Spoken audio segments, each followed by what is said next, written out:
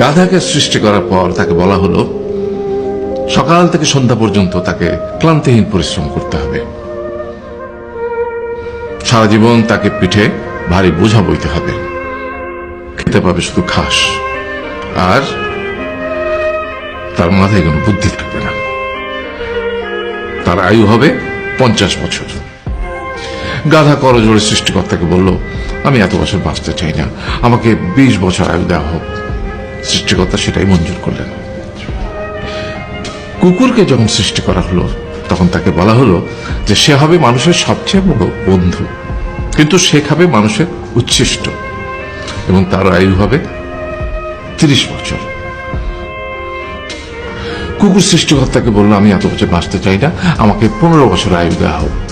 সেটাই মঞ্জুর করা হলো।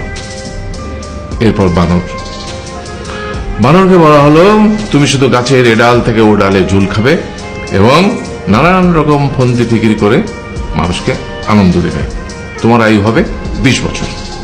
বানর বলল, আমি 20 বছর বাঁচতে চাই না, আমাকে 10 বছর দেওয়া হোক। সেটাই মঞ্জুর করা হলো।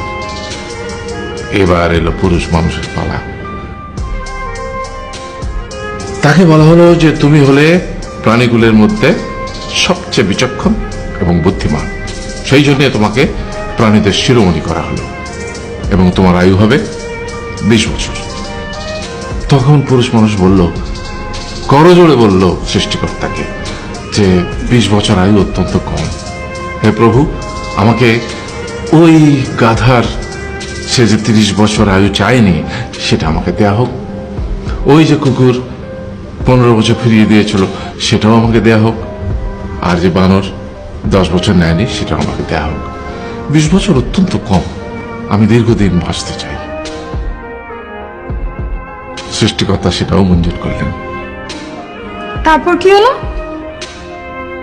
সেই থেকে ছেলেরা পুরুষ মানুষ হিসেবে বাঁচে 20 বছর, তারপরের 30 বছর সংসারের বোঝা পিঠে করে বয়ে বেড়ায়, সেটা কার মতো? গাধার মতো।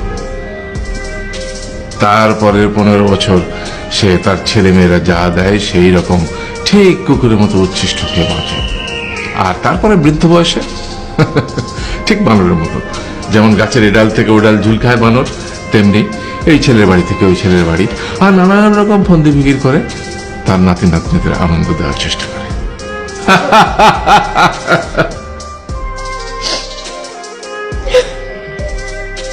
আরে